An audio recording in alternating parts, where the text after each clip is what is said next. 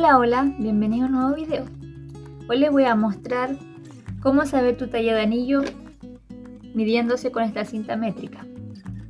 Vamos a ver si en realidad sirve o no. Lo primero que tenemos que hacer es verificar si nuestra cinta está en buenas condiciones. Por ejemplo, que donde comience la cinta sea el mismo borde de acá, porque me ha tocado ver cintas que digamos está como por este sector. Entonces así no va a haber una correcta medida. ¿Por qué? Porque serían 2 milímetros adicionales que estamos perdiendo.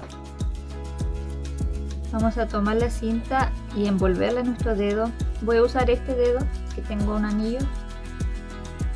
Voy a tomarlo así y apretarlo.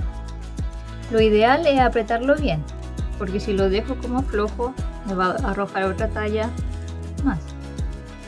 Mira, lo aprieto bien ahí y vamos a contar los milímetros, que sería 51, 52, 53. Según esto me arroja 53. Vamos a verificar ahora con nuestra tabla. 53 sería talla 13. Vamos a ver. Tengo este anillo por acá.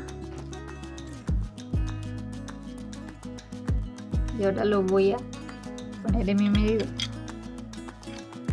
Este anillo es talla 11. Me arrojó 2 medidas adicionales. ¿Qué pudo haber pasado? Yo creo que no lo apreté muy bien. Vamos a ver nuevamente. Tomamos bien la cinta y lo aprieto. Si lo aprieto muy bien, ahora sí me está arrojando 51.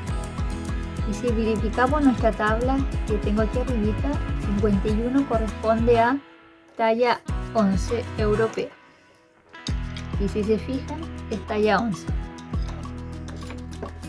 Entonces, para saber bien nuestra medida, tenemos que tener nuestra cinta métrica en buenas condiciones y también apretarla muy bien en el dedo, porque si la dejamos floja va a arrojar tallas adicionales y 1 milímetro siempre es una talla más.